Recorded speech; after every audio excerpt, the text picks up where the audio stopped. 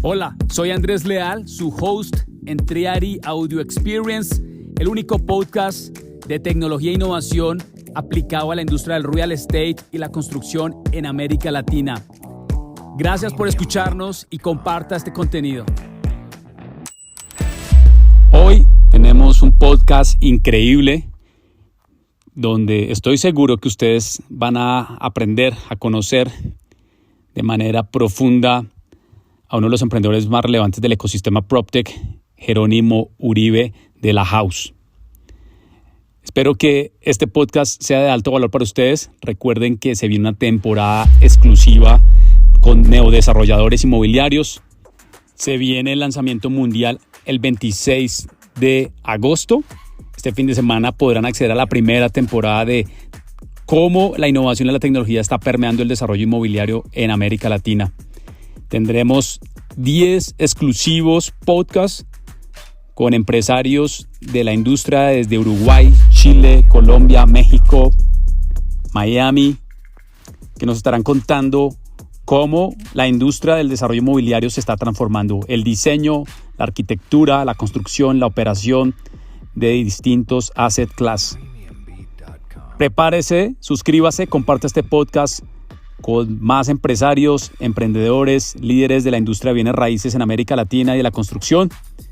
Abróchese los cinturones y prepárese para esta conversación que tuve con Jerónimo Uribe, fundador de La House.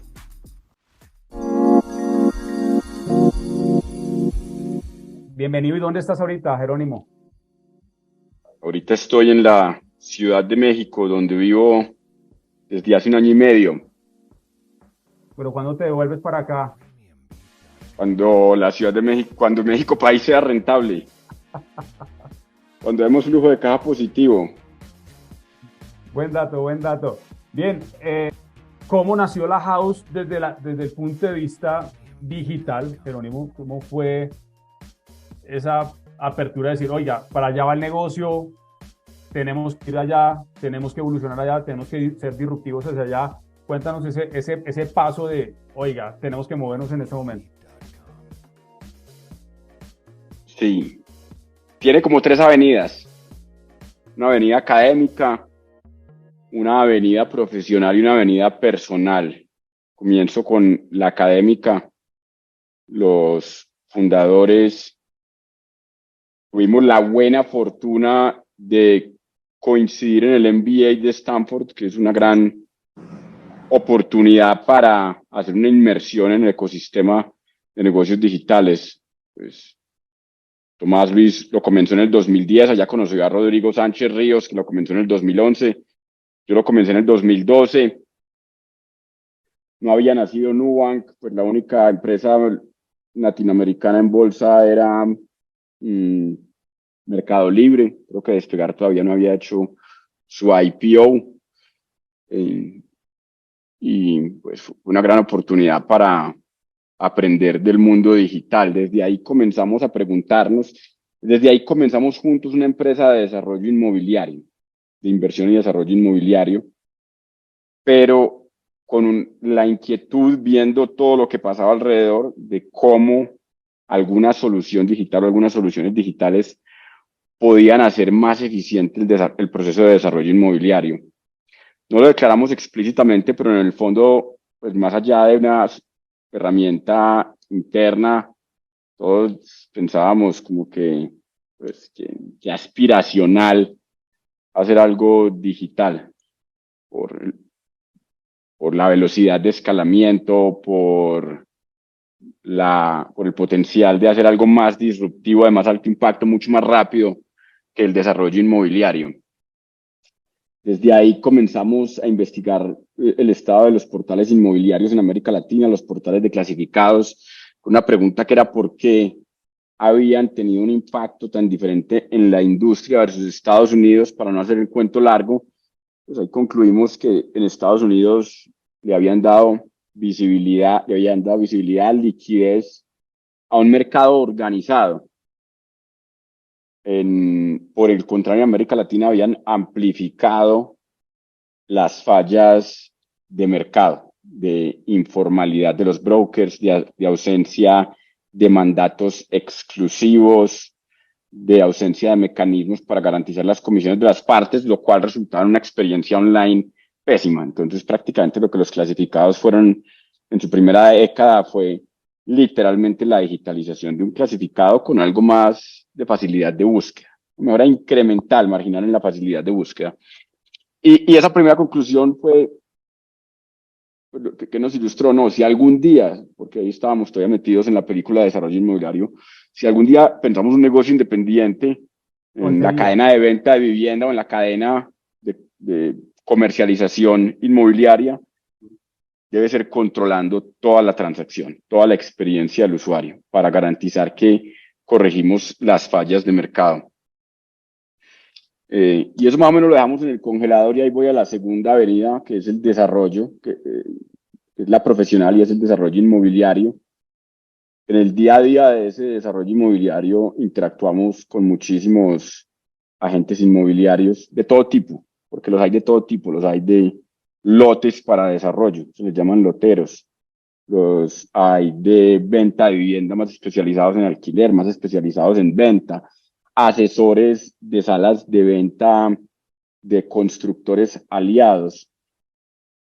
Y ahí vimos ya en carne propia la informalidad de la industria e inclusive para ese momento, para 2014, la muy baja adopción de herramientas de mercado digital, de comercialización, de seguimiento de un funnel para dar una mejor experiencia al cliente, muy baja. Entonces, alta informalidad, baja adopción de soluciones digitales para toda la jornada del comprador. Uno hacía preguntas tan básicas a aliados muy sofisticados, a desarrolladores grandes en ese momento. ¿Cuál es tu conversión de visitas a la venta a cierre? Depende.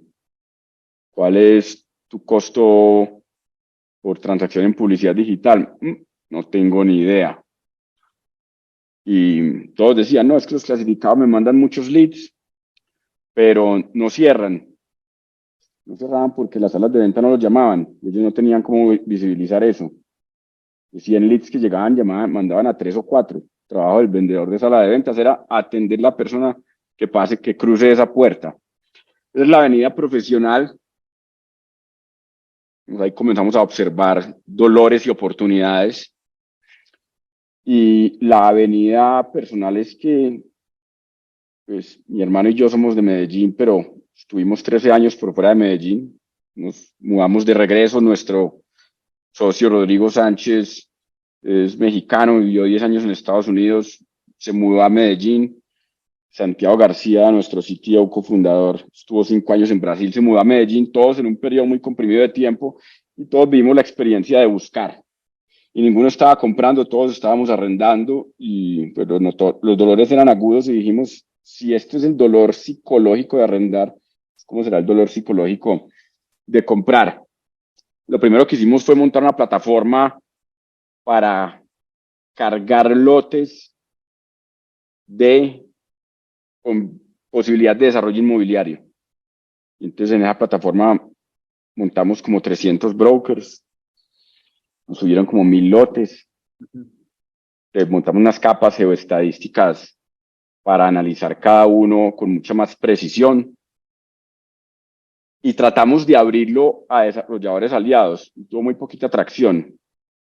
Ya es cuando ya viene como un momento muy crucial, planeación de resultados claves de tercer trimestre del 2016. Y dijimos, bueno, no, venga, o matamos la idea aspiracional de hacer un producto digital standalone por fuera del desarrollo inmobiliario y dejamos esto como una herramienta interna, o le damos una última oportunidad y ahí es como donde todas convergen, ¿no? Venga, aquí hay una alta informalidad del sector, hay una muy mala experiencia de clasificados, el manejo de sala de ventas de nuestros aliados es manual, y muchos no participan en los clasificados porque no tienen convicción sobre eso.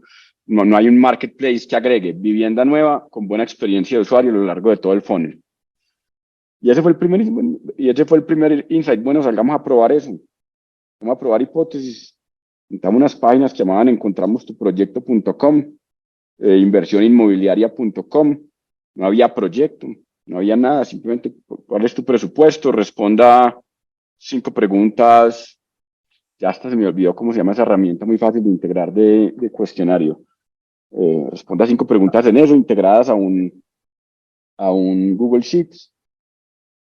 Comenzamos a meter $50 al día en campañas digitales y nos comenzaron a llover leads y no teníamos cómo llamarlos. Entonces, pues porque cada uno estaba en sus prioridades de desarrollo inmobiliario. Y teníamos una proveedora todera que hacía desde mercadeo, piezas gráficas hasta Herbalife. Pues la contratamos para que nos ayudara a atender esos leads. Una anécdota peculiar es que ella terminó subcontratando a una amiga que manejaba una farmacia para que atendiera esos leads y nos anotaban en el Google Sheet si la persona respondía, si no respondía, y aún con eso comenzaron a haber comentarios muy interesantes. Las páginas decían, en menos de 24 horas te contactamos, pues contactábamos en 72 horas. Y ahí comenzamos a ver, bueno, no, aquí hay algo. Jerónimo comience a tomar llamadas. Ya yo comencé a sacar 1 hora al día para perfilar leads que llegaban por ahí. Eso pues ya nos dio una dimensión mucho más granular de los dolores de los clientes. Recuerdo mucho una conversación, una cliente que llamé a los 5 minutos que se registró, me dijo, ay, pero ustedes son muy rápidos, que bueno, llevo 3 semanas escribiendo en todos los portales y de ninguna parte me habían contactado. Hablamos 5 o 6 minutos de lo que estaba buscando, me dijo, bueno, no, usted parece serio, confío en usted, eh, confío que me va a ayudar a encontrar la mejor oportunidad porque voy a invertir lo que llevo 5 años ahorrando y la hipoteca que me va a tocar pagar por los próximos 20 años en esta casa. Mm, y eso le comienza a dar color a los dolores psicológicos. De ahí seguimos haciendo experimentos. En algún momento del 2007 dijimos, bueno, no, pues ya saquémoslo de la compañía y con esos experimentos, pues ya en el marzo del 2008 cerramos una primera ronda institucional con NFX, un fondo de etapa temprana. Un momento muy importante para nosotros porque el partner de NFX que lideró la transacción es Pete Flint, tiene 30 años de experiencia en Consumer Internet y sacó a Bolsa Trulia en Estados Unidos y la fusionó con Zillow, pues conocía PropTech del A a la Z. Y bueno, no, llevamos desde eso creciendo e iterando. Palabras ¿Qué es claves. la house? ¿Qué es la house hoy? Yo si tuviera que resumir así bien resumida lo que estamos construyendo. ¿Qué ofrece la house? Ofrece proyectos de vivienda nueva verificados. Entonces, un comprador llega a la house y encuentra oferta verificada de vivienda nueva. Un desarrollador llega a la house y encuentra ventas predecibles. Los dos convergen en una transacción 100% digital que estamos construyendo y la acumulación de proyectos y de compradores resulta en un marketplace 100% digital de vivienda nueva, que es lo que nos imaginamos. Hemos a lo largo de los años descartado nuestra participación en vivienda usada, descartado participación en arriendos. Tenemos mucha convicción en la vivienda nueva como una oportunidad secular en América Latina. América Latina tiene un déficit de 50 millones de viviendas, cualitativo y cuantitativo. Las tendencias demográficas nos indican que en los próximos 20 años México y Colombia necesitarían por lo menos unas 20 millones de viviendas nuevas. Los clasificados no han sido una solución para la experiencia de vivienda nueva, no son responsables de más del 5 o 10% de las ventas totales de desarrolladores. Entonces ahí hemos construido una posición competitiva única. Ninguno de los competidores, no los llamamos competidores porque no son, ninguna de las otras PropTechs está ahí con convicción y con determinación. Entonces ahí estamos construyendo una experiencia 10 veces mejor para consumidor y para desarrollador. Oye, Jerónimo, en ese proceso,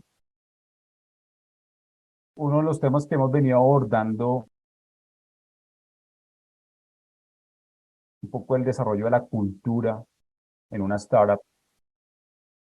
cómo la house empezó a desarrollar una cultura, teniendo en cuenta que usted viene del corporativo y empezaron a desarrollar unas culturas startup de un modelo de negocio exponencial.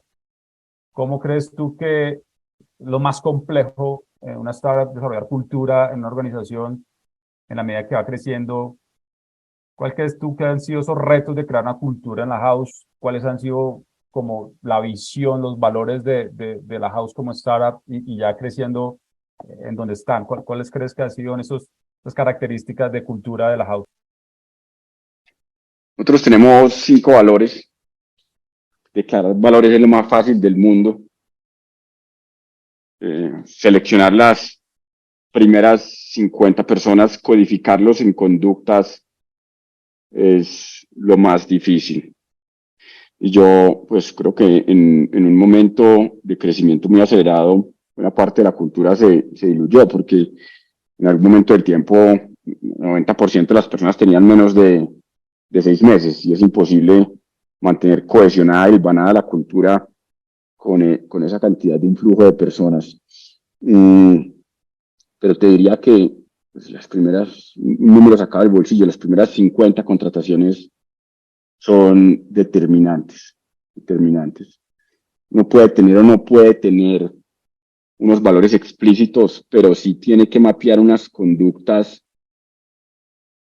que uno cree que son fundamentales para tener éxito. Nosotros, ¿qué conductas hemos tratado de mapear? Primero, inclinación a la calle, y eso es como un valor de hablar con clientes, independientemente de si es ingeniero, de si es más, si es product manager, más si es comercial, hablar con clientes, o sea, aprender de los clientes. Un segundo valor es decir las cosas como son. Nos parece que la única manera de solucionar problemas es identificándolos, y uno los identifica si es brutalmente honesto. Los únicos problemas que no se solucionan son los que no se identifican bien, y en América Latina tendemos a soslayar problemas. Ese es un segundo valor que nos ha parecido absolutamente importante. El tercero es humildad intelectual. Las conductas de humildad intelectual son tomar las buenas ideas de donde vengan, no pelear por ser el autor de una idea. Decir no sé es absolutamente válido. No queremos que cuando la persona no tenga la respuesta a algo, se la invente o comience a hablar carreta. En fin, ¿qué más? Contaría, les dejo esos como uno muy importante: menos es más. Entonces, sobre todo lo aplicamos en producto, nos preguntamos qué features le quitamos a esto en lugar de qué features le agregamos. Simplicidad. Sí, de hecho el valor al principio se llamaba simplificar, pero lo renombramos menos es más, porque es como algo más fácil de accionar. Bueno, menos es más, estamos hablando, tenemos 5 indicadores, ¿cuáles quitamos? Tenemos 5 features, ¿cuáles quitamos? Tenemos 10 objetivos, ¿cuáles quitamos? Una pregunta muy, muy recurrente es: ¿qué dejamos de hacer y qué quitamos? Y ponerlo explícitamente: ¿qué dejamos de hacer? ¿Qué no vamos a hacer los próximos 6 meses? Pues conecta con el foco. Ahí te quisiera preguntar, estamos hablando ahorita de cómo PropTech está dinamizando el ecosistema, no solo el de emprendimiento, pero sino cómo está dinamizando el ecosistema de real estate. ¿Cómo crees que PropTech está dinamizando? Y la segunda pregunta que te haría, Jerónimo, ¿cómo la house está dinamizando la industria en la venta de vivienda? No solo en el empleo, sino tecnología. ¿Cómo está dinamizando PropTech desde tu visión y cómo está dinamizando la house, la industria? Yo creo que lo que todos queremos, independientemente de la vertical en la que estemos, es: uno, darle más liquidez y transparencia al mercado; dos, simplificar y mejorar la experiencia de usuarios.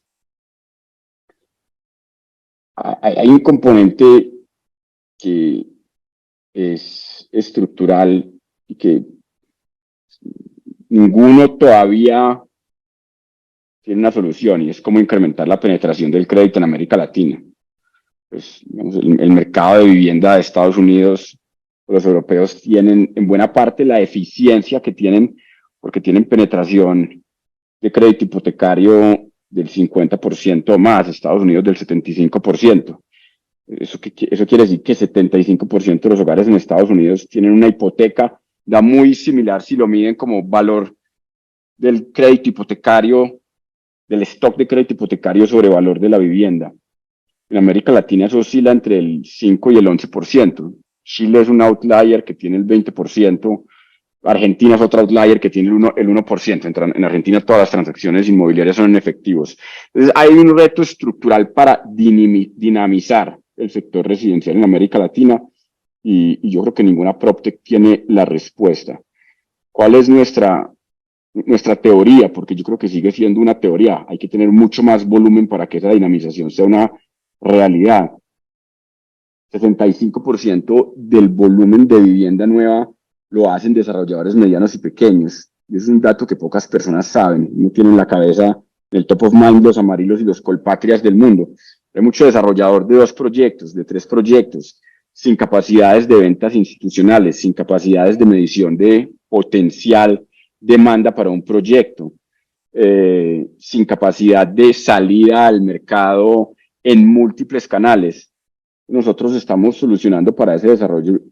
¿Cuál es nuestra teoría? Nivelar la cancha competitiva para ese desarrollador mediano y pequeño, con capacidades digitales de distribución, de salida al mercado, iguales o mejores que las de los grandes. Maravilloso que los grandes también se monten en la plataforma. Están montados, algunos están montados en la plataforma. Creemos que eso puede acelerar el ciclo de desarrollo, disminuir el riesgo de desarrollo y con eso buscar desbloquear más oferta. América Latina tiene un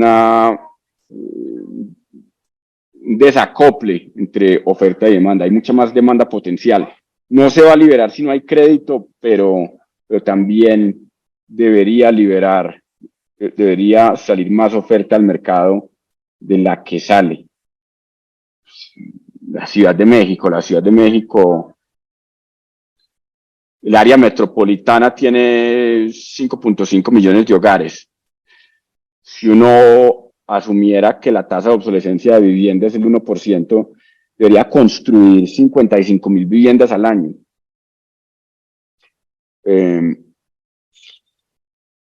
Construye unas 30.000. Entonces, está construyendo menos de lo que necesitaría para sustituir, sin tener en cuenta la tendencia demográfica de más número de hogares, menos personas por hogar. Hay mucha construcción informal. Entonces, disminuir costos de salida al mercado de los desarrolladores, disminuir el riesgo de salida al mercado de los desarrolladores, nivelar la cancha competitiva, con eso habilitar más oferta en el tiempo para cerrar la brecha entre oferta y demanda de vivienda nueva. Estamos lejos de eso, pues yo creo que hoy startup que diga, PropTech que diga, le estoy dando más liquidez al mercado a una escala significativa. Quinto andar con arriendos en Brasil es la única. De acuerdo.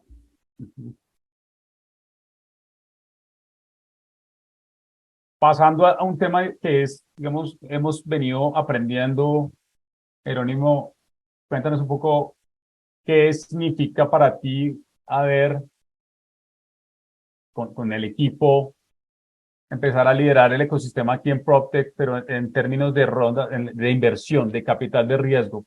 ¿Qué significa eso para ustedes empezar, siendo de los primeros en Latinoamérica? Explícanos un poco cómo fue ese proceso. Hablaste de NFX, que fue el primer inversionista de la house. ¿Cómo ha venido evolucionando y a dónde están ahora? ¿Cómo ha sido ese proceso? Cuéntanos un poquito del proceso de hablar con los inversionistas.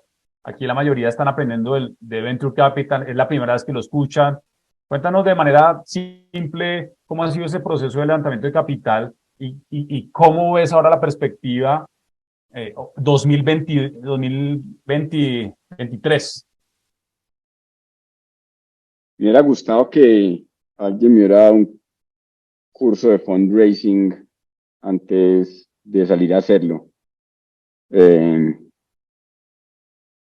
Es un proceso bastante complejo.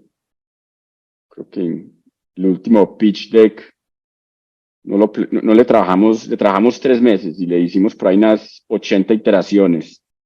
Y pues practicamos el pitch hasta que fuera 5 minutos para dummies. Planificamos el funnel de fondos, pues, tipo A, tipo B, tipo C, contacto primario, contacto secundario, baches de con cuáles hablar de primero, con cuáles hablar de segundo, con cuáles hablar de tercero. Y aún así la probabilidad de un term sheet es muy baja. Uno tiene pues el sesgo de disponibilidad de lo que sale en las noticias. La probabilidad estadística de obtener un term sheet es muy, muy baja. Una vez le pregunté a uno de nuestros primeros inversionistas, como en una ronda de esas, le dije, bueno, no, ¿cuántos term sheets es bueno? Me imaginaba en la cabeza 3, 4, que me iba a decir algo así, me dijo 1. ¿Cómo así? Pues sí, la mayoría de nuestras compañías no consiguen ni uno.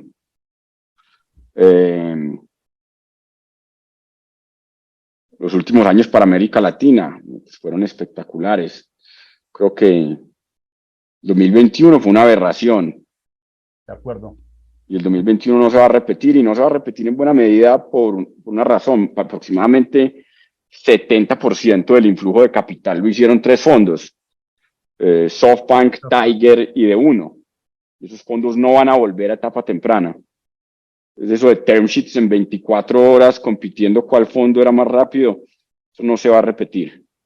Creo que hoy hay que tener claro ese proceso sistemático de cuál es el mensaje que voy a dar, cuáles son los primeros 60 segundos del mensaje que voy a dar. Es que uno captura la imaginación del inversionista en los primeros 60 segundos. ¿Cómo saluda? Yo hubiera querido ser mucho más deliberado con eso en las primeras rondas. Yo diría, la primera ronda fue absolutamente informal. Y ahí tuvimos la suerte porque pues el que diga en esto que no hay suerte está hablando, está mintiendo. Tuvimos la suerte de dar con Pete Flint. Yo la verdad lo busqué como graduado de Stanford, porque él era graduado de Stanford, ni pensando que fuera a invertir, lo veía como algo muy lejano. Yo, no, venga, le quiero pedir consejo, estoy montando esta idea, tengo más o menos como estos avances. A los 2 meses me respondió el correo, tuvimos una llamada, y en la llamada me dijo, bueno, a propósito, tenemos una aceleradora, pues no estamos haciendo inversiones fuera de América Latina, pero este es un espacio, una industria en la que nos sentimos muy cómodos porque sabemos mucho de marketplaces y porque pues yo sé bastante de PropTech. Entonces de pronto lo podríamos hacer. Y en la segunda ronda tuvimos a Kasek, que fue, pues que es que por el contrario sí está altamente enfocado en América Latina. Okay. Entonces, lo que fue el 2021 no lo vamos a volver a ver, pero aún así el año pasado entraron $2 billones y pues eso era contra algunas decenas de millones de dólares que era hace 10 años. Sigue siendo un crecimiento compuesto anual de la última década extraordinario. ¿Y qué perspectivas estás viendo ahorita en el winter de startups? Yo creo que todavía mucha incertidumbre. Cada vez ve uno que va percolando más el efecto de las valoraciones públicas a las rondas tempranas. Por ejemplo, hace 7 meses escuchaba decir, no, las compañías sí, Serie A no van a tener problemas. Y ya hay alguna Serie A teniendo problemas. Que, uy, no, tengo que extender el runway. No está siendo tan fácil levantar la A, porque ya el mercado se ha venido ajustando. Creo que todavía hay mucha incertidumbre. Pero entonces si uno piensa en el corto plazo, pues pesimista. Si uno piensa de aquí a 10 años, no, altamente optimista. Es que, por ejemplo, esta semana estuvimos en una conferencia de los fundadores de Mercado Libre, de CASEC. Decían, no, pues hace 21 años que se secó el mercado en el .com, era totalmente diferente. No había ni siquiera usuarios, no es que no había inversionistas, no había ni siquiera usuarios. Pues todavía el modem se conectaba marcando. Hoy hay, no sé, 70 millones de líneas móviles en Colombia, 75 millones de líneas móviles en Colombia, 60 y pico por ciento de smartphones. Y ya salidas al mercado público exitosas. Ojalá fueran muchos más, pero ya por lo menos hay salidas al mercado público exitosas. Mercado Libre es una compañía de 50 y pico billones de dólares. Ha crecido 120x desde su salida a bolsa. Pues Nubank habla por sí mismo. Entonces, no, los próximos 10 años con mucho optimismo para así como hay fondos turistas, yo creo que hay emprendedores que vinieron por la emoción del momento, también hay emprendedores turistas. Para los que tengan convicción, eh, creo que Oportunidades. hay un año, 2 años muy difíciles, pero, pero una década muy emocionante. Una llamada. Muy Ahí potente eso que tenemos. dices desde el punto de vista de cómo estamos viendo cómo se está corriendo el mercado de tecnología, cómo hemos visto las caídas de las Big Tech principalmente en los Estados Unidos, pero lo decía esta semana Miguel McAllister, Jerónimo, y para todos, es los que comienzan a emprender en estos próximos meses en cualquier sector tecnológico y logren aguantar y mostrar realmente unos unit economics fuertes, una atracción fuerte para los próximos 12 meses, van a tener una oportunidad muy fuerte para cuando pase el invierno. Y como todos sabemos, el mercado tiene que volver a despegar. Tenemos que despegarnos de esta inflación y de estas tasas de interés. Y ahí es donde creo que hay una oportunidad. ¿Cuáles han sido tus retos dentro de la house como emprendedor? ¿Cuáles han sido? Ya hablaste de que tuviste un reto con el levantamiento de capital. ¿Te hubiera gustado que alguien te hubiera mentoreado o asesorado? ¿Qué otros retos sientes tú que ha sido como, pucha, ha sido súper jodido, ha sido complejo? Los ciclos, hablaste del ciclo que ha sido también complejo, sobre todo en esta parte del segmento de real estate. ¿Cuál es para ti como emprendedor, como persona, ha sido como tus retos personales como emprendedor? El foco y no engañarse. El foco es lo más difícil de conseguir y uno cree que lo tiene y no lo tiene. Y se comienza a perder imperceptiblemente con un pensamiento que es el pensamiento marginal. No, hagamos esto porque son 5 horas al mes. No, ese es 5% del equipo. Y de repente uno tiene 50 iniciativas que están consumiendo el 40% del equipo que se comprometió a ellas con ese pensamiento marginal, ¿no? Que son 5 o 10 horas más al mes. Se pierde muy imperceptiblemente el foco y todas esas iniciativas terminan teniendo un impacto en todo el equipo mucho más alto que uno cree que las puede autocontener, pero comienzan a tomar vida propia, comienzan a tomar inercia y entonces cualquier iniciativa de esas o el líder de esa iniciativa comienza a ir a talento porque necesita gente, comienza a ir a mercadeo porque necesita campañas, comienza a ir a producto porque necesita automatizaciones y lo que uno creyó que era un experimento por que no nos iba a desenfocar, termina tomando vida propia. Entonces yo creo que hay que ser absolutamente disciplinado en cuál es mi negocio core, qué es experimentación dentro de ese negocio core para aprender, para mejorarlo, ese verbo no existe, pero para disrumpirlo. Y, y qué es desenfoque. Que es abramos líneas de negocio por jugar aquí al casino a ver qué funciona y qué no funciona. Eh, para usarla como ejemplo canónico de todo lo que se debe hacer bien, Nubank fue absolutamente disciplinado en eso. Se demoró un año en sacar su primer producto, su tarjeta de crédito. A los casi 4 años sacó su segundo producto, su cuenta. Mm, entonces el foco es supremamente difícil. Priorizar duele, el foco tiene que doler, eso es como algo que hemos aprendido. Y decirle no a algo que uno quiere hacer, que uno sabe que en algún momento va a funcionar. Uno sabe que complementa bien el producto y decirle no. y es algo que hemos declarado desde el principio explícitamente foco y lo hemos perdido. Entonces, yo creo Qué que duro, duro. ese es un reto fundamental. Y el segundo, no engañarse. Yo creo que es muy fácil en la abundancia del 2021 confundir éxito en levantamiento de capital con product market fit.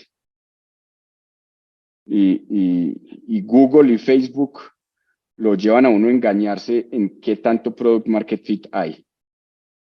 Yo creo que muchas compañías en esa abundancia, más que comprar market share, compramos product market fit.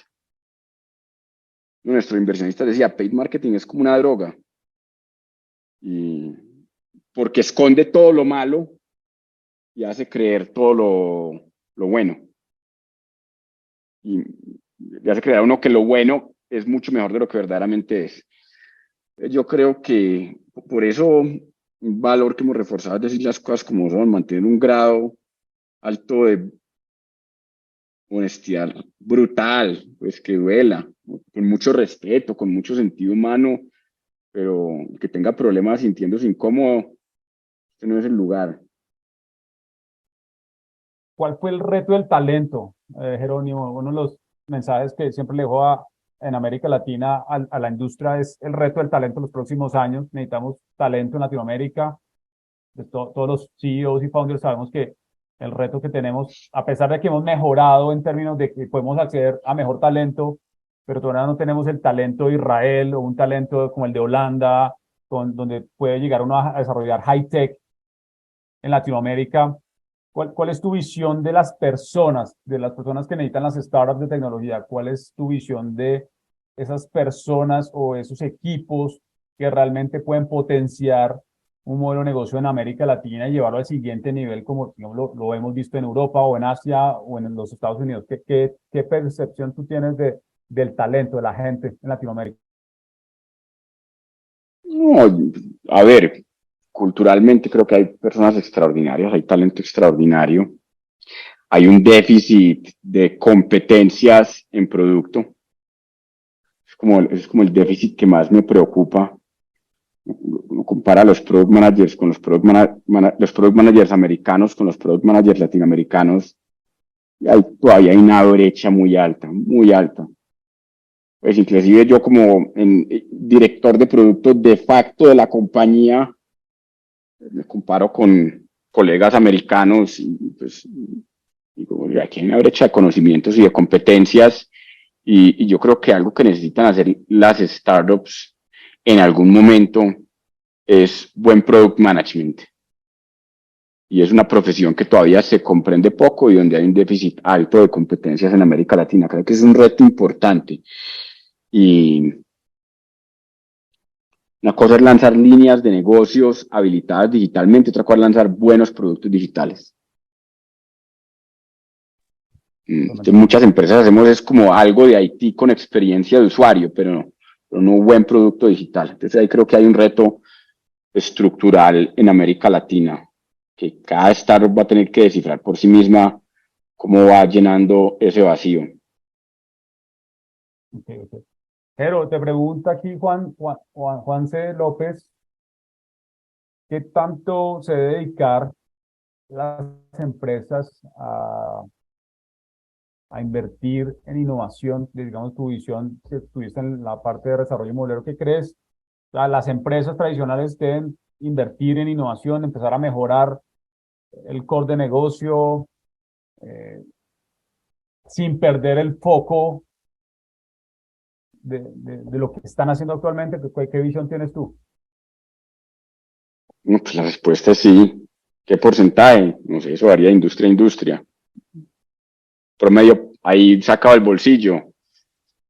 Diría que con 3% hacen muy buen IT, con 10% hacen una gran transformación digital, más de eso pues ya comienza a aparecerse empresas habilitadas tech o empresas tech, donde vemos rangos entre el 12 y el 30%. Creo que más que eso es sí, como a sincerar qué hacen. Empresas que hacen productos digitales y hay empresas que hacen buen IT, buenos procesos, que es digitalización de procesos, digitalización de soluciones internas, conexión de herramientas para la gestión del negocio. Son dos cosas totalmente diferentes. Creo que todavía hay un vacío de comprensión en el mercado. Entonces, sería como un reto para las empresas, más allá de cuánto invierto, cuáles son apuestas de productos digitales que pueden complementar la oferta de productos tradicionales de una empresa tradicional y cuál es la apuesta en digitalización del negocio, que son sus procesos habilitadores. ¿Qué mensaje le dejarías a los que nos están escuchando? ¿Qué mensaje? Una pregunta. No, ya América Latina está en los albores de las oportunidades digitales. Es una oportunidad tremenda, tremenda, tremenda. Quien se quiera meter en ella pues, requiere hasta un grado de ingenuidad, porque es muy retadora, es difícil. Desde afuera se ve, desde afuera tiene un halo muy atractivo, de afuera se ven los titulares de las rondas, del crecimiento, pero desde adentro es una adrenalina tremenda, es un deporte extremo, al nivel de adrenalina es un deporte extremo. Descifrar cómo crecer por encima de 8 o 9% mes contra mes, y eso se va subiendo, y hacerlo con producto, no con plata, es un deporte extremo. Digamos, tiene un impuesto emocional alto, entonces que se métase con convicción absoluta de que quiere estar expuesto a eso, o con algo de ingenuidad, tápese los ojos y déle para adelante. Pero no se dejen engañar por el halo mágico desde lo que se ve desde afuera. Es muy emocionante, intelectualmente satisfactorio, pues la velocidad de aprendizaje es una radicalmente diferente. Nosotros en la empresa de desarrollo inmobiliario hicimos centros comerciales, pues un centro comercial al siguiente había 2 años. Pues, no, venga, como bacano, no se aprende, pero ya uno al final estaba, no, si hacemos este corredor así, que hacemos este letrero aquí, y el potencial de aprendizaje es infinito. Entonces, intelectualmente es muy satisfactorio, pero finalmente no estamos en esto para satisfacernos intelectualmente, sino pues los fundadores, en vez de fundar, haríamos PhDs, estamos en esto para generarle valor a los clientes y valor a los accionistas, y generar un valor conmensurado con la apuesta económica y con la oportunidad, algo muy retador, de muy baja probabilidad. Entonces necesita convicción.